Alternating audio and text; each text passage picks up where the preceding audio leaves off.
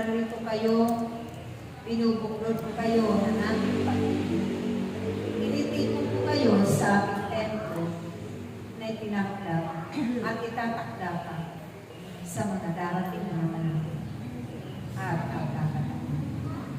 Naway lagi kayo tumarito at kanabikan ang ating tipanan dahil ako siya ang siyang patnubay ng bawat isa sa iyo. Ang aking pangalan ay ipinapakilala ko sa buong sanlibutan. Ang aking salita ay ipinapalaganap din saan man dapat na aking tinatakda, ang aking pili sa bawat tahanan din na naroon ang aking dambana na ako'y tinatawag nila at inuusan ang aking mga panalangin sa aking pangalan.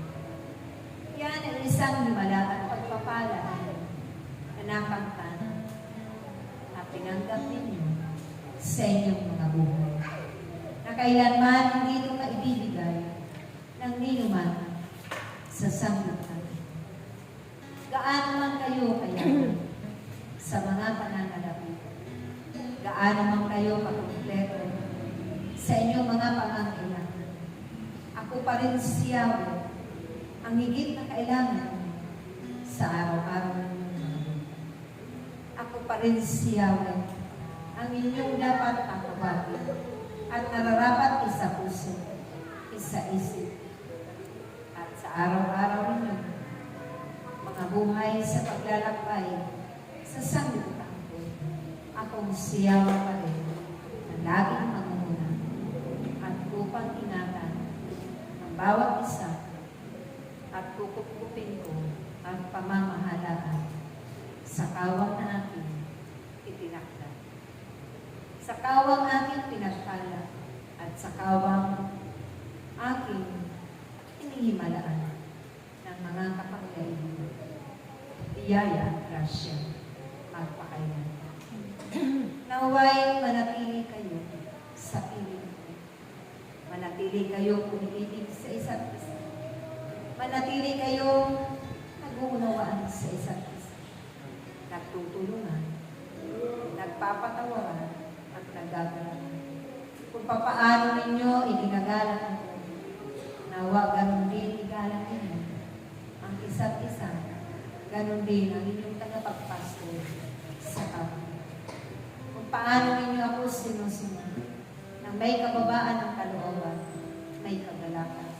Naway magsunuran din kayo sa isa't isa ng ganong mga bagay upang akong si Yahweh ang siyang maghari sa inyong bawat buhay magpakailangan.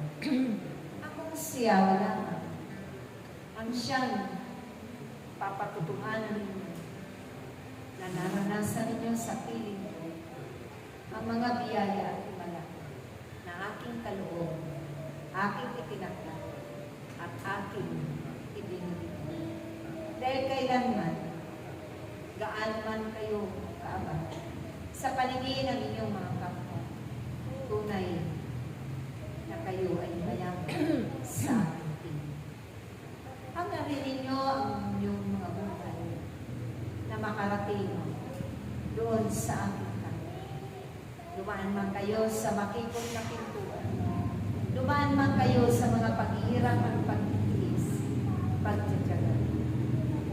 Ang lahat nito ay aking pagkakaan. Dahil akong si Yahweh, ang Diyos na buhay at makapangyarihan sa iyo. Walang higit sa aking mga himala.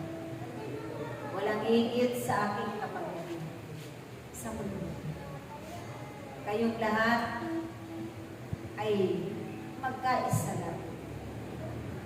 Magtulungan, magmalasakit. Kayong lahat ay sumunod sa aking mga mahalagang ipinagputos upang ang inyong mga kaluluwa, ang inyong espiritu ay tuloy-tuloy na magpupuri sa akin. Naway, hindi kayo malinlang ng inyong kalaban. hindi kayo mawili sa mga makamundong bagay. Unti-unti ninyo hingin ng pagbabago dahil ako siyaw ang magkakaloob ng lahat-lahat ng yan sa inyo, mga buhay.